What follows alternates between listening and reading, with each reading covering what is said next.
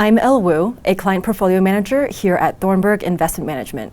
I'm here today with Josh Rubin, one of our equity portfolio managers, to talk about his observations in emerging markets. Josh, thanks so much for your time today. We're 3/4 through the year and a lot has happened, one of which is the easing cycle. What are your thoughts around where we are today in the cycle?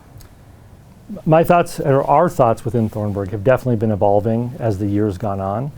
Particularly in emerging markets, we really had thought there would be room to reduce interest rates by the time we got to the middle and back part of the year. Largely, we are seeing the dynamics in the economies progressing as we were expecting, but some other moving pieces have cropped up, primarily in developed markets, that have changed the trajectory we were thinking about. So because emerging markets were ahead of the curve in raising interest rates in 2021 into 2022, we really didn't have the issue of inflation rising too fast compared to what central banks were doing.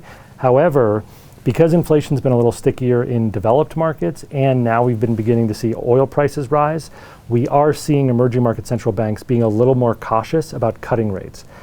Countries like China, Korea, Brazil, Chile, have begun the interest rate easing cycle, or certainly have widely announced their expectations that interest rates can be stable, don't need to rise anymore.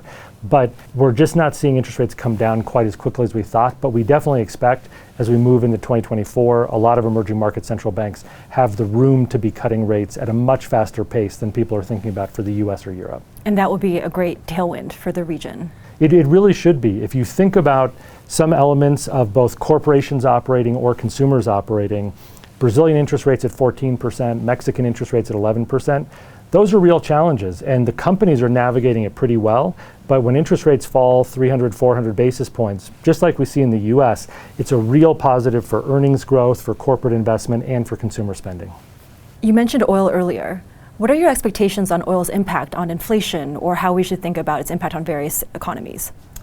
It's definitely a mixed bag across emerging markets. Something I've said before and probably will continue saying is emerging markets we talk about as an asset class, but it's 25 different countries and they all have different influences driving them.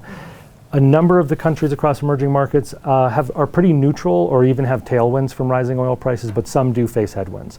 So the countries of North Asia, Korea, Taiwan, China, even though they're net importers of oil, they're very productive economies with very high energy efficiency. So rising oil prices don't squeeze them too much. India, on the other hand, is the biggest Asian country with a real oil import bill that it needs to balance across other economic initiatives. India has made the choice to import almost half of its oil from Russia, which is balancing some of the impact of rising oil prices for them. So we don't think rising oil prices squeeze India to the degree that they have in the past when it didn't sort of have a discounted opportunity to be buying oil. And then when we look across sort of Europe, Africa, and Latin America, generally we see neutral to tailwinds for rising oil prices, which should, again, juice corporate investment and also be broadly stimulative, or at the very least neutral for consumer spending. Another big theme driving emerging markets has been this question around deglobalization. I would love to get your thoughts on that. I keep waiting for deglobalization to show up. I think what we really continue to see is just the changing dynamics of globalization. So if we really say, is global trade going away? No signs whatsoever that any of that changes. Are we saying that China's importance to the global economy changes? I actually don't even think we're seeing that. I think what we're seeing is the repositioning of trade routes or the repositioning of supply chains, but not the elimination of any particular player, and certainly not dramatic reshoring into developed economies. We have seen some changes, like during the course of 2023, Mexico has become the United States' largest trading partner, whereas China had been the largest trading partner for a very long time.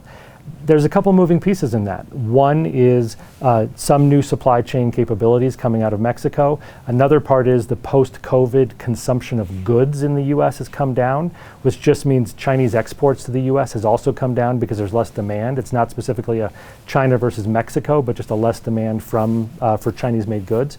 But the other piece is we're seeing the Chinese companies really rebalance their production bases. So a lot of Chinese companies are building factories across Southeast Asia. They're building factories in Mexico even. So it's not that China has to lose as we rebalance globalization. It's more that just companies are reconfiguring their supply chains. But it's not just going back to the US. Foreign direct investment into almost every emerging market is rising or at the very least stable in 2023.